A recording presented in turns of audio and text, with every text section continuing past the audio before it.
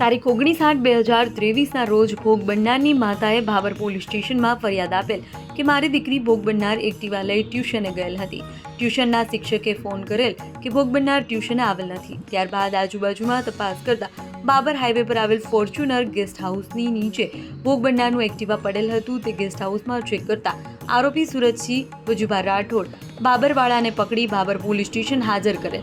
ભોગ બનનારને તેની માતાએ પૂછતા ભોગ બનનારે જણાવેલ કે મને ડરાવી ધમકાવી ફોર્ચ્યુનર ગેસ્ટ હાઉસે લઈ ગયેલા, મારી મરજી વિરુદ્ધ દુષ્કૃત્ય કરેલ. આ તે અંગેનું ભાબર પોલીસ સ્ટેશનમાં ચાર્જશીટ કરતા ભોગ બનનાર સગીર હાઈ પોક્સો કેસ નંબર 18/2023થી આ કેસ ચાલી જતા દિયોદર એડિશનલ સેશન જજ શ્રી R.D. પાંડે આરોપી ઇપીકો કલમ 376ના ગુનામાં તથા પોક્સો એક્ટની કલમ 4(6) ગુનામાં 20 વર્ષની સજા અને ₹10,000નો દંડ કરેલ છે.